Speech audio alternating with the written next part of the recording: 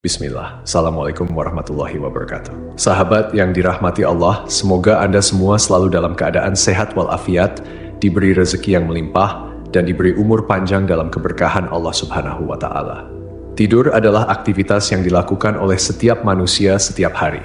Secara fisiologis, tidur merupakan keadaan di mana manusia kehilangan kesadaran sementara.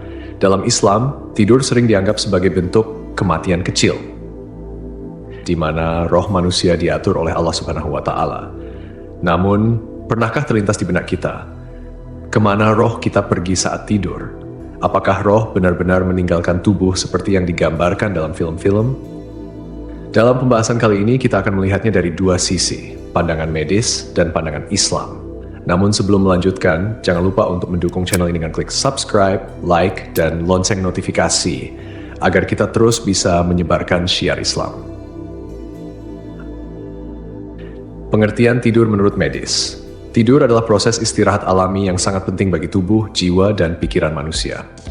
Kata tidur berasal dari bahasa Latin somnos, yang berarti periode pemulihan alami tubuh.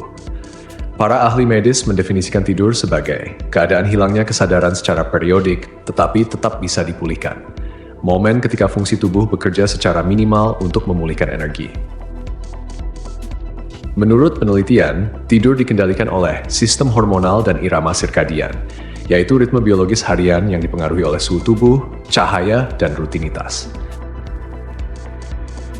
Dua fase utama tidur.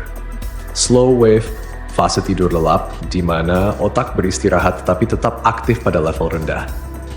Fase tidur ketika seseorang biasanya bermimpi. Meski ilmiah, beberapa fenomena seperti astral projection atau pengalaman keluar tubuh saat tidur sering dianggap sebagai bentuk halusinasi akibat gangguan komunikasi di otak. Pandangan Islam tentang roh saat tidur. Islam memberikan makna spiritual yang mendalam tentang tidur. Dalam surah Az-Zumar, ayat 42, Allah Subhanahu wa Ta'ala berfirman, Allah memegang jiwa, roh seseorang pada saat kematiannya, dan memegang jiwa seseorang yang belum mati di waktu tidurnya. Maka dia tahan jiwa yang telah dia tetapkan kematiannya dan dia lepaskan jiwa yang lain sampai waktu yang ditentukan. Sesungguhnya, pada yang demikian itu terdapat tanda-tanda kebesaran Allah bagi kaum yang berpikir. Ayat ini menegaskan bahwa roh manusia pergi saat tidur, tetapi tidak sepenuhnya meninggalkan tubuh seperti gambaran fisik yang sering kita bayangkan. Allah memegang kendali penuh atas roh, dan hanya Dia yang menentukan apakah seseorang kembali bangun atau tetap dalam keadaan wafat. Tafsir para ulama, Ibnu Katsir menjelaskan bahwa roh manusia saat tidur seperti dipinjam oleh Allah Subhanahu wa Ta'ala dan akan dikembalikan kepada tubuh ketika waktu tidurnya usai. Al-Qurtubi menyebutkan bahwa tidur adalah bentuk kematian sementara yang menjadi pengingat bagi manusia akan kekuasaan Allah Subhanahu wa Ta'ala. Amalan sunnah sebelum tidur. Untuk menjaga keselamatan tubuh dan roh selama tidur, Rasulullah Shallallahu Alaihi Wasallam mengajarkan beberapa sunnah penting. 1. Membaca doa sebelum tidur. Rasulullah Shallallahu Alaihi Wasallam bersabda, dengan namamu ya Allah, aku hidup dan mati. Hadis riwayat Bukhari. 2. Mengibaskan tempat tidur 3 kali. Dari Abu Hurairah, Rasulullah Shallallahu Alaihi Wasallam bersabda, apabila salah seorang di antara kalian bangun dari tempat tidurnya, lalu kembali, hendaklah ia mengibaskan kainnya 3 kali sebelum tidur di tempat itu, karena ia tidak tahu apa yang terjadi di tempat tidur itu saat ia meninggalkannya. Hadis riwayat Bukhari dan Muslim. 3. Tidur dalam keadaan suci. Dalam hadis lain, disebutkan bahwa roh orang yang bersuci sebelum tidur akan lebih dekat dengan arsy Allah ketika dinaikkan ke langit untuk sujud. Tidur adalah aktivitas harian yang tidak hanya berfungsi memulihkan tubuh secara fisiologis, tetapi juga memiliki dimensi spiritual yang menunjukkan kekuasaan Allah. Selama tidur, roh manusia tidak sepenuhnya terpisah dari tubuh, melainkan tetap berada dalam kendali Allah.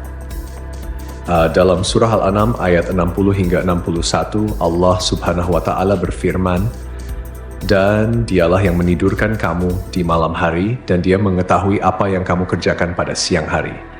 Kemudian membangunkanmu pada siang hari untuk disempurnakan umurmu yang telah ditentukan. Kemudian kepada Allah lah kamu kembali, lalu dia memberitahukan kepadamu apa yang dahulu kamu kerjakan, dan dialah yang mempunyai kekuasaan tertinggi di atas semua hambanya, dan diutusnya kepadamu malaikat-malaikat penjaga. Ayat ini menegaskan bahwa Allah melindungi roh manusia selama tidur, dengan malaikat-malaikat penjaga yang bertugas menjaga kita dari bahaya hingga tiba waktu kematian. Menurut riwayat Ibnu Majah, roh tetap memiliki hubungan dengan tubuh, khususnya melalui hidung. Hal ini menunjukkan bahwa roh tidak sepenuhnya meninggalkan tubuh saat tidur. Dalam riwayat Al-Baihaqi dari Abdullah bin Amr bin Al-As, disebutkan bahwa roh manusia dinaikkan ke langit saat tidur untuk sujud di hadapan arsy Allah. Jika seseorang dalam keadaan suci sebelum tidur, rohnya sujud lebih dekat kepada arsy. Namun, jika tidak bersuci, rohnya tetap sujud, tetapi dalam jarak yang lebih jauh. Wallahu a'lam bishawab.